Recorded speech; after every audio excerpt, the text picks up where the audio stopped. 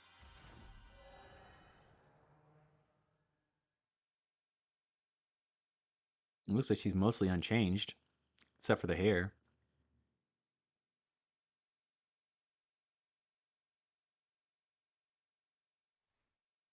It took the purple out of her hair. That's kind of crazy. I think it's supposed to signify that she aged, but they couldn't really put it in the model. Ah, quote, you came for me. Indeed, I did.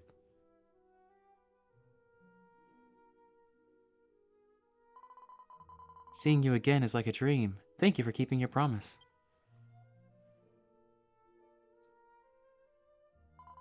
It seems that my time travel power is all used up, but I made it. You came for me, which means I successfully moved the Ethan Kingdom through time, right? This is 5,000 years later where you live, right? I'm glad. Really glad. I was able to save Ethan. When we parted ways here, Karuru told me that you would defeat Karunos, didn't he? I believed in you two, and with this device, I used the Eternal Ring in the Royal City to transport the entire kingdom through time, after my past self used it. In exchange, I was left alone here in Maid Temple for 5,000 years. Oh, that's why her hair is gray. It wasn't the power, it was just that she had to save the Maid Temple. I see. If anything had happened to Maid Temple, I would not have been safe. Hey, where's Uncle Padre and Karuru? Oh, well, about that. We may have lost some soldiers in the battle. No, it can't be.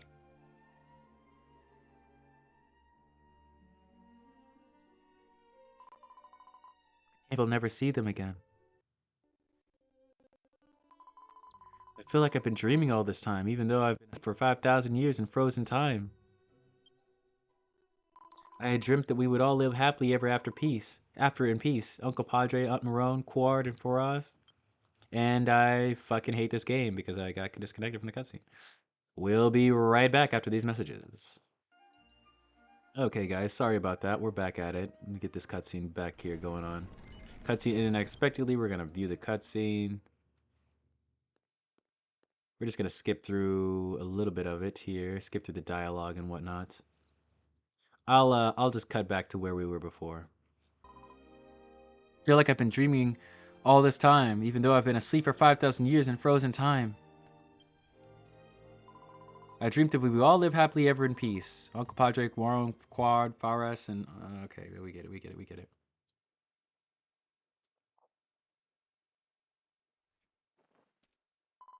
Let's get out of here. Quote, I had to see with my own eyes if Ethan was truly saved. All right. For once, the lady's calling me out of the club. Hold up. You trying to find someplace less private? Indeed I am. Indeed I am. Sorry if you guys can hear that. The birds are indeed going crazy outside. Maybe you guys like birds. If you do like birds, then I take the apology back and enjoy the birds from outside. They're having a fun time. But maybe it won't distract you as much from this amazing gameplay and commentary going on. Maybe you do need the distraction. Sometimes it's a little bit boring to just have a random video playing in front of you with no kind of stimulation. But I got the stimmies here for you, baby. I got the stimmies. Uh, Not a shadow to be seen. Almost sunk. Yeah, it definitely has fallen from grace, if you will.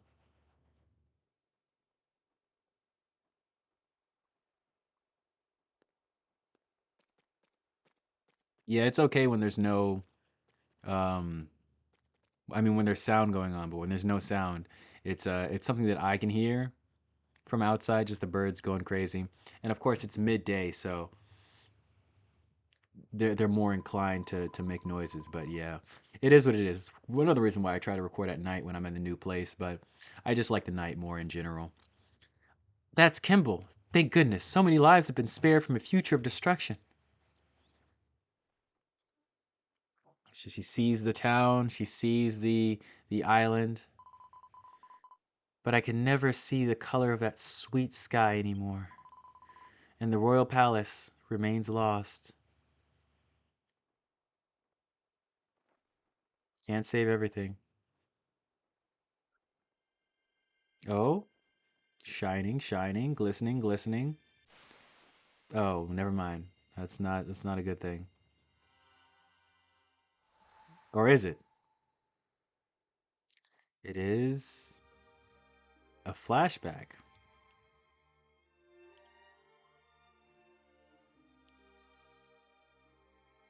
I love this theme too. This is a really, really good theme.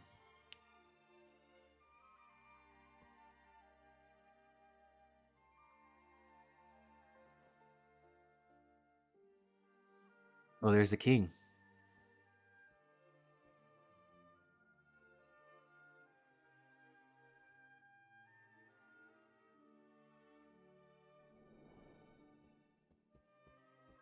There's the boys.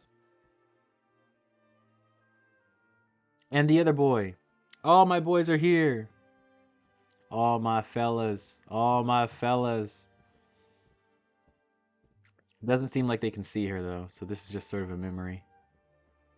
Quard running. Oh, look how happy he is. Quard. Oh, it's like he almost hears something. Huh? Oh, look at that. He knows. He knows. He knows. It's a beautiful thing because he's attuned to the time travel powers as well. But yeah, that sucks. It's like everyone she loves and knows is dead now. But you know what? What can you do? I'll tell you what we can do. We can continue on with the next versions because they might be back. Continue on the story. Never give up. Never give up the fight. But she needs some time to mourn. Isn't it crazy how the one girl is the person who makes it out and becomes the most pivotal character to save the entire world? It's a crazy thing. This is how she becomes a true sage of time and space.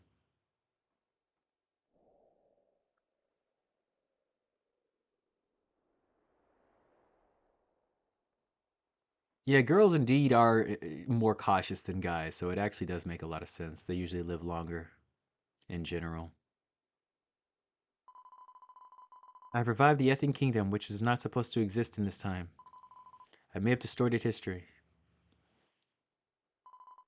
but to fight against impending doom, trying so desperately to survive. I don't want to believe it was all wrong. I promise you, Cord. I will do everything I can to ensure that the kingdom that you gave your life to protect is accepted by these people. That would be the greatest proof of the path we chose truly led to a greater future for us. A better future, even.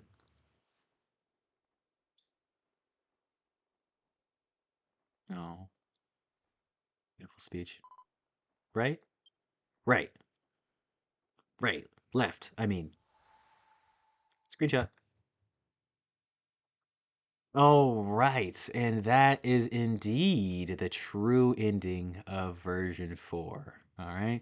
A bittersweet one indeed, but that's where it all stops. And if you were playing the game back in the day and version 4 was the last version that you were able to play, you played up to this point and you were caught up with the end of version 4, I imagine this next cutscene not only had you salivating for the next version, but just the dissatisfaction of what happened at the end of this version probably also got you really, really amped for what they have coming up next.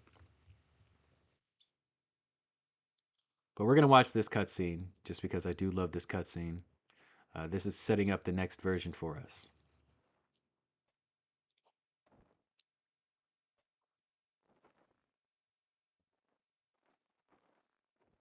A little bit of sound effects. Well, shall we go to Estoltia?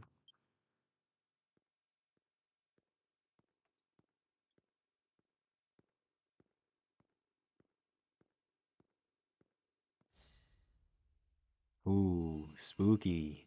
To be continued. They don't even show his full face. Oh my god, who is this guy? Where are we going? Where are they coming from? That and more will be answered once we make it to version 5, but we've done it, guys. We are the guide to the future, which is awarded to those who stopped the bleak future from happening in Estoltia. Thank you so much for joining me for this playthrough. It's been crazy. It's been amazing. It's been lazy daisy. And yeah, we have our little crew here. We got Quote, we got Curly Brace, we got Misery, the Cave Story crew, trying to be our providers, trying to slay the apparitions. Thank you so much for stopping by the channel. If you want to subscribe and like, feel free to do so. We're going to be done with this playlist and create another version 5 playlist. Like I said, I didn't really take too much of a break between 3 and 4, but this time I think I will, and just do the podcast for a little bit. We'll resume version 5. We'll definitely start it by the summer, but I remember my goal was to complete this playthrough by March, and I definitely fucked that up. So I want to just sort of relax a little bit. Relax a little bit, not really get in my, oh my gosh, I have to apologize and go super fast or whatever bag, but also just in my, you know what, let's have fun with version 5 bag, because version 5, if you don't know, that's when voice acting starts getting added into Dragon Quest. And so I won't have to do this voice acting myself. And I'm very excited about that, to just sit back and let the game do the talking for me. It's gonna be a good time. We'll get to some awesome Japanese voice acting, some Japanese VA, and it'll be a very relaxing, very therapeutic journey compared to this one, because I feel like the voice acting in itself has been a little bit of a stressor point for me. Not too big, but just a little bit of a stressor point for me, just because I like to do it right. I like to do it good. And I like to be at a place where I can have fun with it, instead of being in a place where I'm sort of dreading going into the act of, you know, just voicing these characters that I oh so love. It's just like when I have friends that I really want to dedicate myself to, I really try to only be around them when I'm ready to give the full force of my love and affection, and I'm not just there to half-ass it. You know, and when I am just there to half-ass it, I tend to, you know, keep my distance, because I feel like that's one small step away from just being a nuisance and being a little Nancy Mancy asshole without even really, you know, trying to, just because you're 1 foot in and you're 1 foot out, and people can detect that. So I hope you guys didn't detect any bad juju from these episodes, because I did try to keep it bright and light at all times, just for, you know, the YouTube scene. Of course, this isn't really how people are in real life. I just want you guys to realize that. It's just how I like to portray my internet persona. Persona. The Koopa is how we like to be here. We like to be magic. We like to be tragic. We like to be a little bit cathartic. That is not a word. But I once again, I appreciate you guys. It's been awesome. It's been a great playthrough. And we will catch you next time. This has been, quote, Curly Brace and Misery, the Cave Story crew. And have a good one, guys. Have a good rest.